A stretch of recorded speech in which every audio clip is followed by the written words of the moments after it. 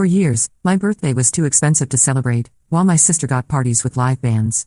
This year, I didn't complain. I just quietly flew first class to Tokyo. When I posted the view from my penthouse, they lost it.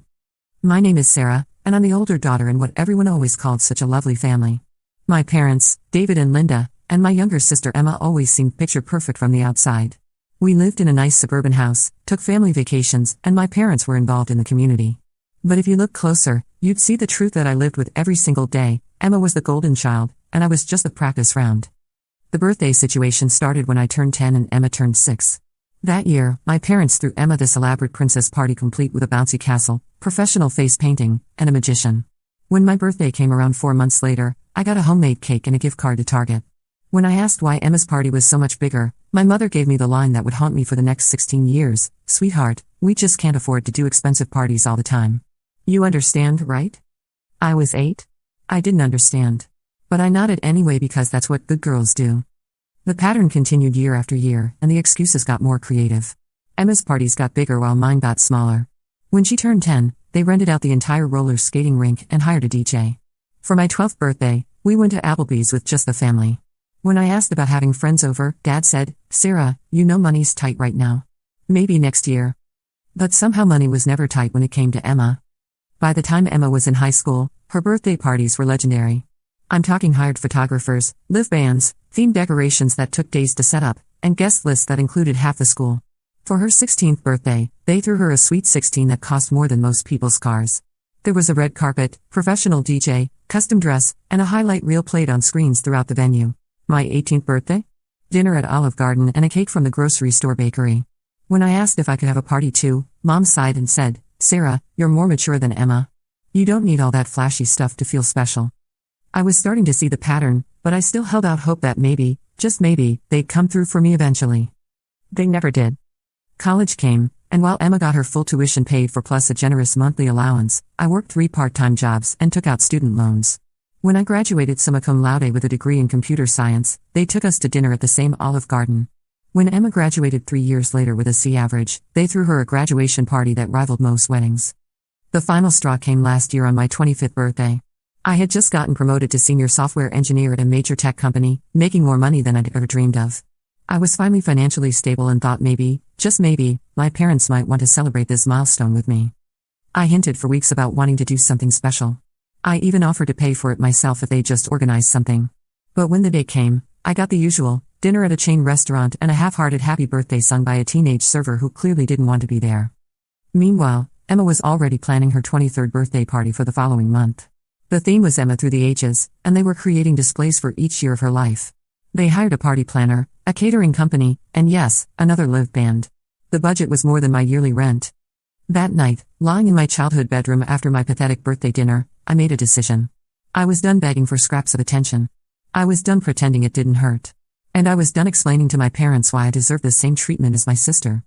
But first, I did something I'd never done before. I went through Emma's social media and really looked at the documentation of our childhood inequality. Photo after photo of elaborate birthday celebrations, each one more extravagant than the last.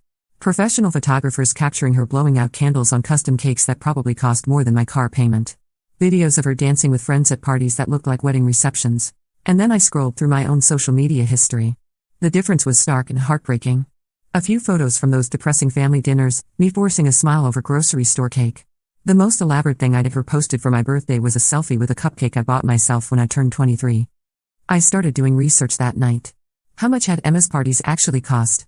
I made spreadsheets, because that's the kind of person I am.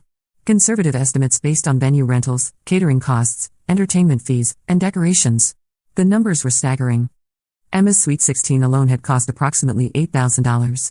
Her 21st birthday party, the Emma Through the Ages theme, had cost nearly $12,000. In contrast, my parents had spent maybe $2,000 total on all 25 of my birthdays combined, and most of that was probably the Olive Garden bills. I calculated that over the years, they'd spent roughly $60,000 celebrating Emma's life milestones while spending less than 5% of that celebrating mine. $60,000. I stared at that number on my laptop screen until my eyes burned. That was more than my student loans. That was a down payment on a house. That was a fortune spent on one daughter while the other got table scraps. The research phase became an obsession. I found myself staying up late, diving deeper into the psychology of family favoritism, reading articles about the long-term effects of parental inequality on adult children. I learned terms like scapegoat child and golden child syndrome. I discovered that what I'd experienced had a name and that thousands of other people had lived through similar situations. I joined online support groups for people who'd grown up in families with obvious favoritism. Reading their stories was both validating and devastating. There were so many of us, the overlooked ones, the mature ones, the ones who learned to expect less because asking for more was labeled as selfish or dramatic. One woman in the group shared a story that hit particularly close to home. Her sister had received a new car for her 16th birthday while she got a used bicycle. When she pointed out the inequality, her parents said she should be grateful for anything and that her sister needed the car more because she was involved in more activities. The woman was 43 now and still dealing with the psychological impact of growing up feeling less valued. Another man wrote about how his brother's college graduation was celebrated with a big party and expensive gifts, while his own graduation went completely unacknowledged because his parents were too tired from planning his brother's celebration. He'd gone on to become a successful doctor, but he still struggled with feelings of inadequacy and a compulsive need to overachieve to get attention. These stories lit a fire in me. I wasn't crazy. I wasn't being dramatic. I wasn't too sensitive. I was responding normally to abnormal treatment. But instead of just feeling sorry for myself, I decided to channel that energy into something productive. I started planning my revenge, but not the destructive kind. The kind where you win by succeeding so spectacularly that everyone has to notice. I started planning. I opened a separate savings account that I nicknamed Operation Self-Worth in my head. Every dollar that went into that account was a dollar invested in finally treating myself the way I deserved to be treated. I set up automatic transfers and treated it like any other essential bill. The lifestyle changes were dramatic but oddly liberating. I canceled my Netflix subscription, stopped buying coffee out, started making all my meals at home, and declined every invitation that cost money. My coworkers started calling me a hermit, but I didn't care. Every sacrifice felt like a step toward freedom. I also started documenting everything. Not publicly, I didn't want to tip my hand, but privately. I kept a journal of every family interaction, every slight, every time my parents spent money on Emma while claiming they couldn't afford something for me. I photographed the receipts for my birthday dinners and saved screenshots of Emma's party planning posts. The documentation served two purposes. First, it kept me motivated when the saving got difficult. Second, it helped me realize just how pervasive the inequality had been. It wasn't just birthdays. It was graduation gifts, holiday presents, emergency financial help, and 1,000 tiny daily preferences that added up to a lifetime of feeling less important. During this planning phase, I also started setting boundaries that my family didn't understand. When Emma asked me to help with her party planning, I started saying no. When my parents asked me to contribute money toward Emma's gifts, I declined. When they expected me to drop everything to help with family crises that somehow always centered around Emma's needs, I wasn't available. "You've become so selfish lately," my mother said during one particularly tense family dinner 6 months into my saving plan. "Have I?" I asked, cutting my chicken with precise movements. "Or have I just stopped being automatically available for everyone else's priorities?" The table went quiet. Emma looked uncomfortable, probably sensing that something had shifted in the family dynamic but not quite understanding what. "Sarah's going through something," my father said to my mother, as if I wasn't sitting right there. "It's probably work stress." I looked up from my plate and smiled. "Actually, I've never been happier with my work. I got another promotion last month." This was true.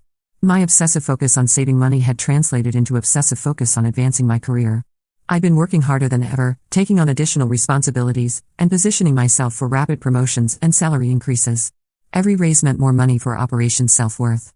"That's wonderful, honey," Mom said, but she sounded distracted. Emma had started talking about her upcoming party theme, and Mom's attention had already shifted back to the golden child. I excused myself early that night and went home to transfer my latest bonus into the Tokyo Fund. The balance was growing faster than I'd hoped, but not fast enough for my impatience. That's when I decided to get serious about side hustles. I started doing freelance web development projects in the evenings and weekends. I sold things I didn't need. I even picked up a part-time job teaching coding classes online.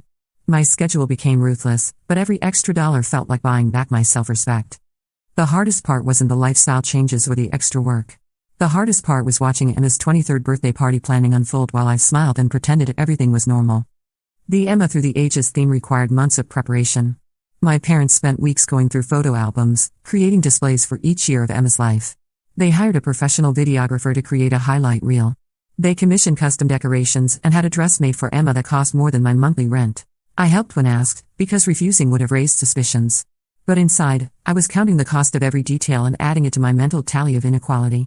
The flowers alone cost more than my parents had spent on my last 3 birthdays combined.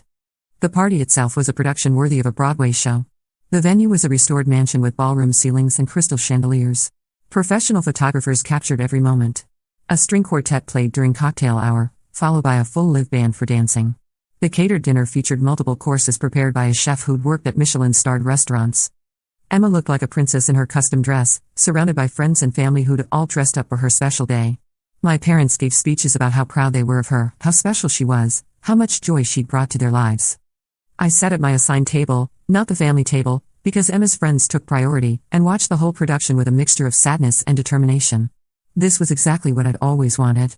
Not the specific details, but the feeling of being celebrated, of being the center of attention for one day, of having people make an effort to honor my existence.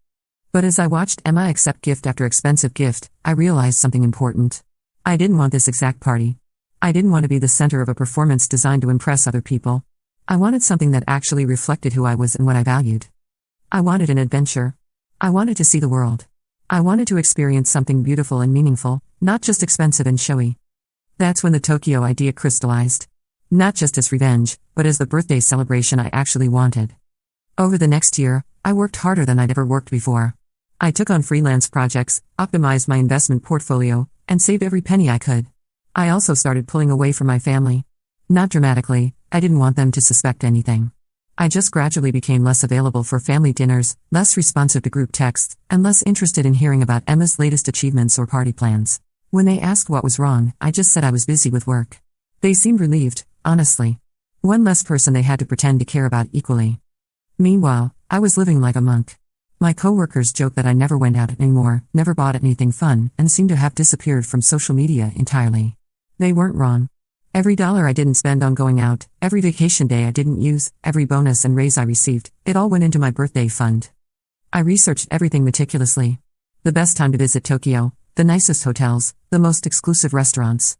I learned basic Japanese phrases and read every travel blog I could find. I booked a beautiful suite at the Park Hyatt Tokyo, not the penthouse, but a corner suite on the 40th floor with stunning city views. I managed to secure reservations at several high-end restaurants and planned experiences I'd dreamed about for years. The plan was simple. I would spend my 26th birthday in Tokyo, staying in a beautiful suite at the Park Hyatt, dining at incredible restaurants, and doing everything I'd ever dreamed of. But more importantly, I would document every moment and share it at exactly the right time for maximum impact. 3 weeks before my birthday, Emma started talking about her 22nd birthday party plans. This year's theme was Hollywood glamour, and yes, they were hiring another live band plus a string quartet for the cocktail hour. The venue was a historic mansion that cost more per night than most people make in a week. "Sarah, you'll help with setup, right?" Emma asked during Sunday dinner, not really asking. "Actually, I might not be available that weekend," I said casually, cutting into my mom's pot roast. The table went quiet. I never missed Emma's birthday parties. I was always there, helping with setup, taking photos, and cleaning up afterward while Emma held court like the princess she'd always been treated as. "What do you mean you might not be available?" Mom asked, her voice tight with that special tone she used when someone wasn't following the family script. "I might have work stuff," I lied smoothly. "Big project coming up." Dad frowned. "Can't you just tell them you have a family commitment?" I looked up from my plate and smiled. I did. My family commitment is to myself. The conversation moved on, but I caught the looks they exchanged. They weren't used to me having boundaries. 2 weeks before my birthday, I submitted my vacation request at work. 2 weeks in Japan, starting on my birthday. My manager, who knew about my family's situation from years of watching me work through my birthday while everyone else took time off for their celebrations, approved it immediately. "You deserve this, Sarah," she said. "Take all the time you need." 1 week before my birthday, I started getting the usual questions about my birthday plans. Would I like to go to dinner somewhere? Olive Garden was mentioned, because of course it was. Maybe see a movie afterward? "Actually, I think I'm going to do something different this year," I told them during our last family dinner before I left. "Different how?" Emma asked, looking up from her phone where she was probably planning more details for her upcoming extravaganza. "Just different," I said. "Nothing big." Mom looked relieved. "Good. You know how we feel about expensive celebrations." I smiled. "Oh, I do. I absolutely do." The night before I left, I packed my bags with more excitement than I'd felt in years. I bought an entire new wardrobe for the trip, designer clothes I'd never allowed myself to buy before, jewelry that cost more than my parents spent on my last 5 birthdays combined, and luggage that looked like it belonged in first class. Because that's exactly where it was going. I left for the airport at 4 a.m., 3 hours before my family typically woke up. I told them I was going to spend my birthday weekend at a spa retreat, vague enough to be believable, specific enough that they wouldn't ask too many questions. The first-class lounge at LAX was everything I'd imagined. Unlimited champagne, gourmet food, and comfortable seating with a view of the runway. I took a selfie with my champagne flute raised toward the window and saved it for later. The flight to Tokyo was 13 hours of pure luxury. The first-class suite was like a private hotel room in the sky, complete with a bed that folded down from the wall and a personal flight attendant who remembered my name and drink preferences. I slept better on that plane than I had in months.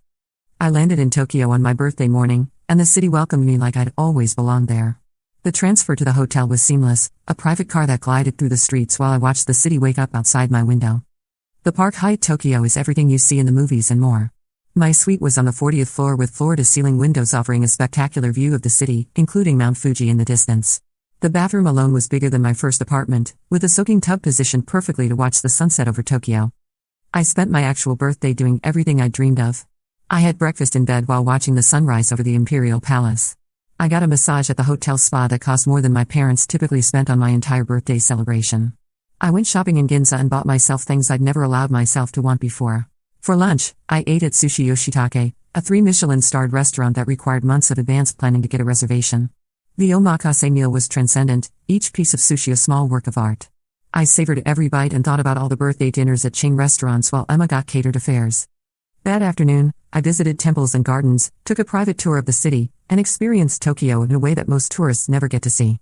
Every moment felt like a small act of rebellion against years of being told I didn't deserve nice things. But the real magic happened that evening.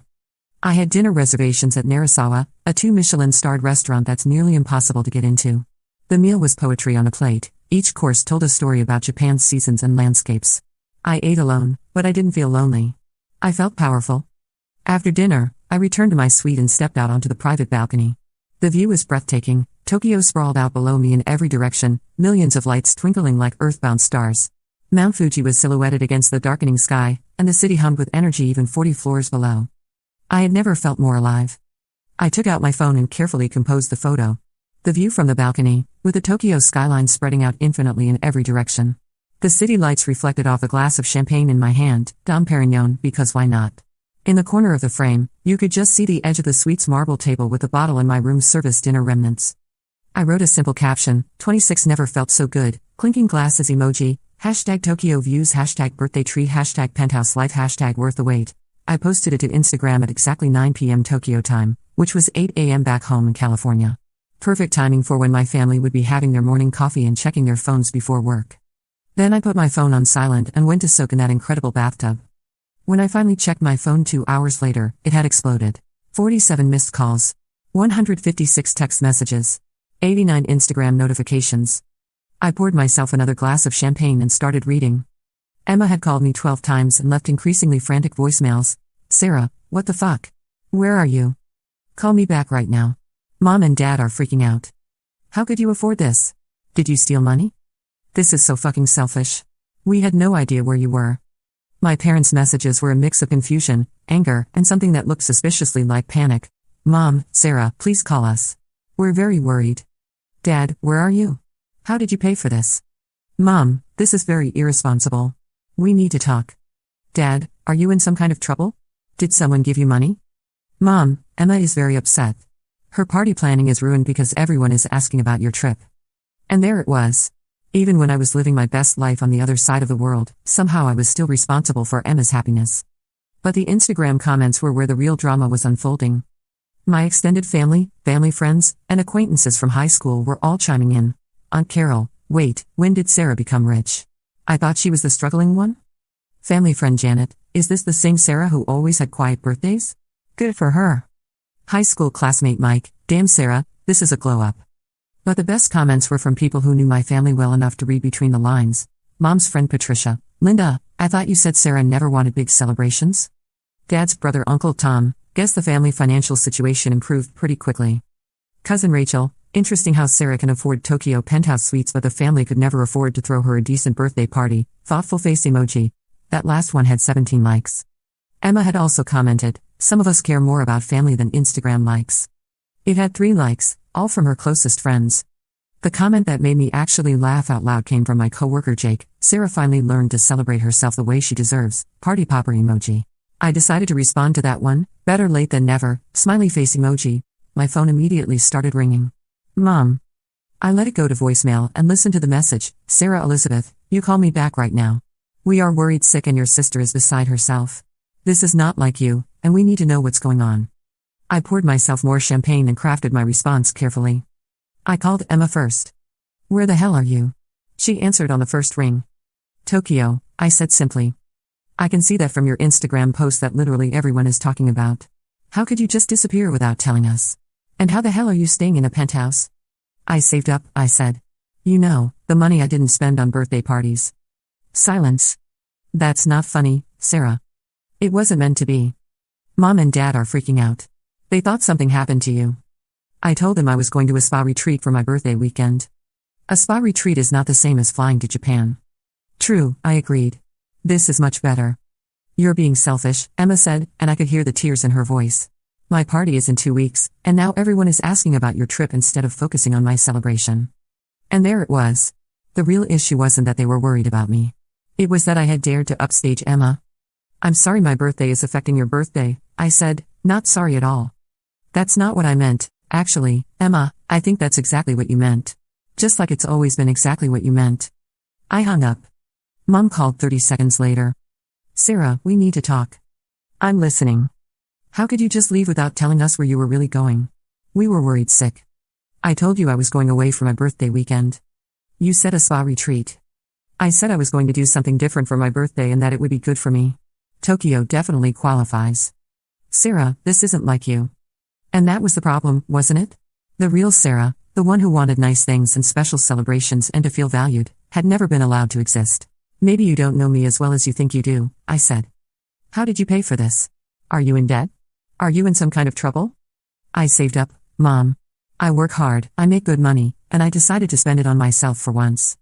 But this must have cost more than you've ever spent on my birthday? Yes. It did. Silence. Sarah. I have to go, Mom. I have dinner reservations. We need to talk about this when you get home. Do we? Because for 25 years, whenever I tried to talk about feeling left out or treated differently, you told me I was being dramatic or too sensitive. Now I'm not talking about it anymore. I'm just living my life.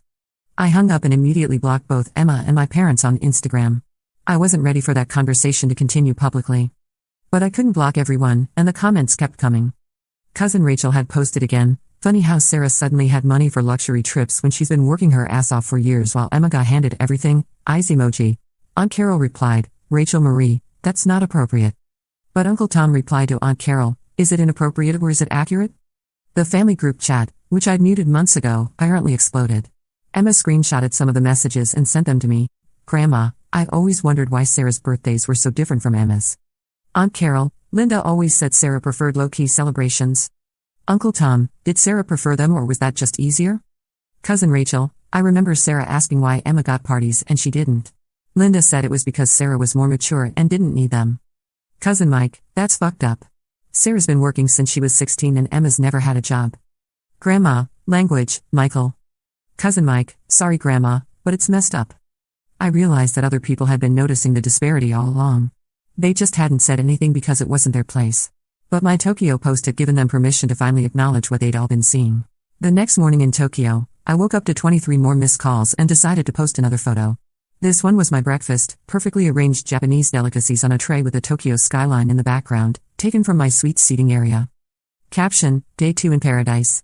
Sometimes the best birthday gifts are the ones you give yourself, cherry blossom emoji, hashtag Tokyo breakfast, hashtag best birthday ever, hashtag living my best life.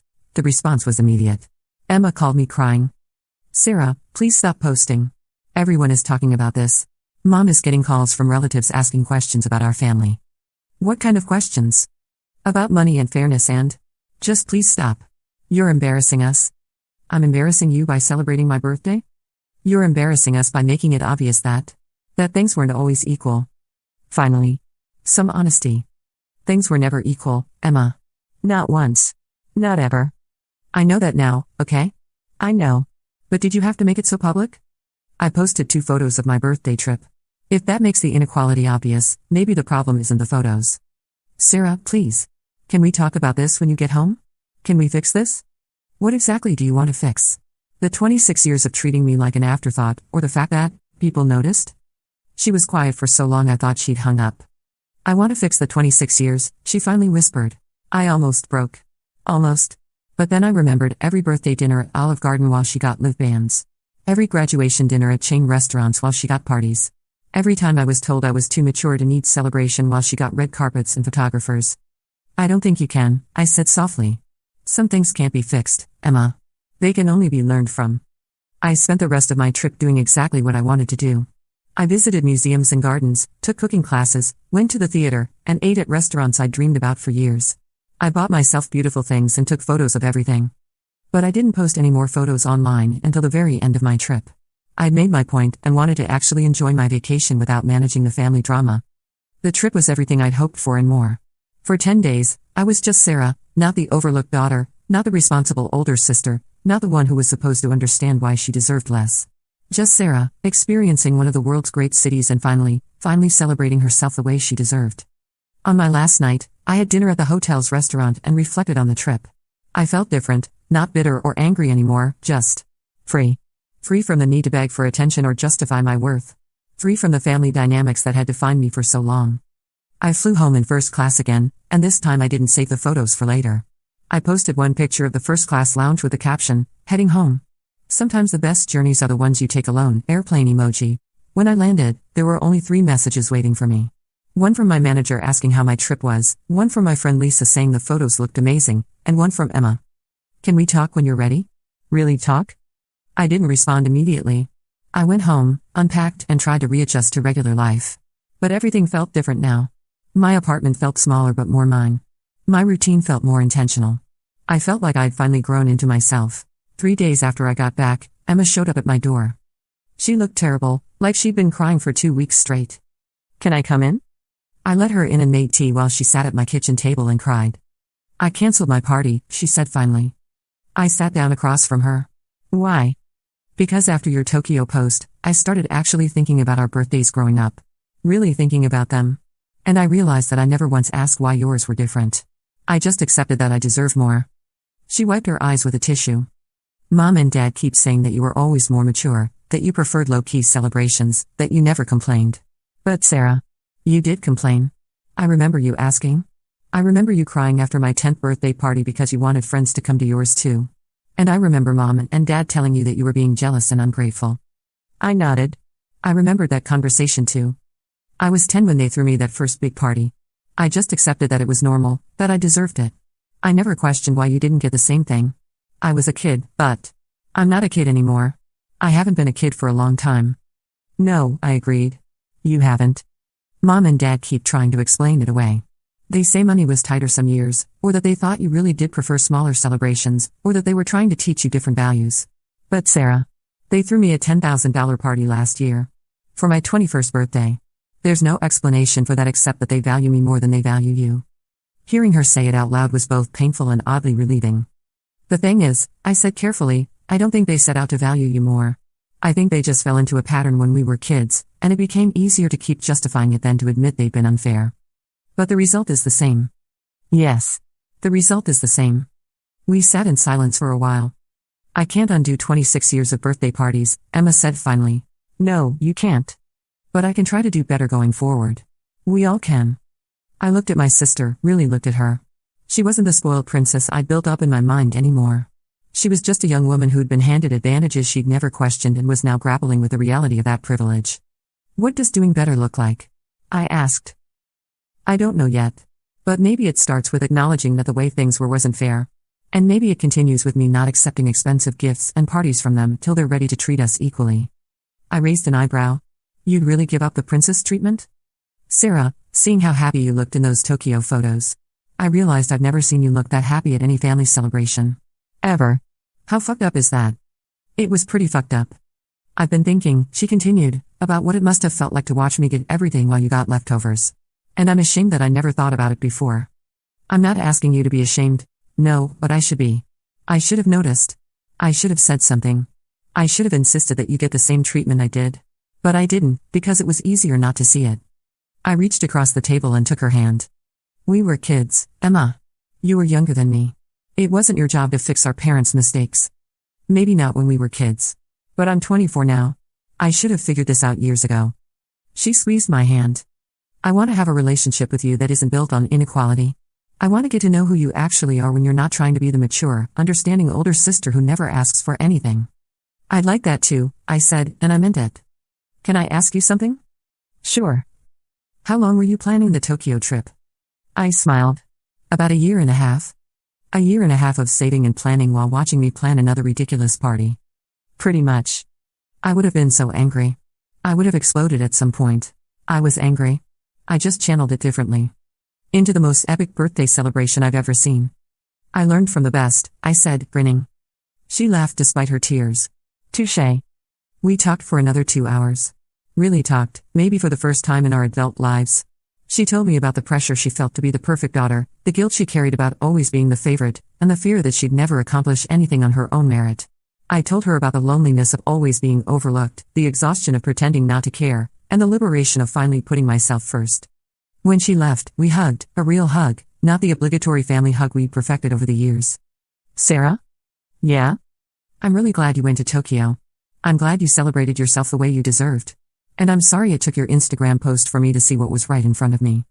I'm glad I went too. My parents took longer to come around. They called several times trying to get me to admit I'd been dramatic or attention-seeking. They suggested family therapy, which was rich considering they'd spent decades dismissing any suggestion that there was a problem.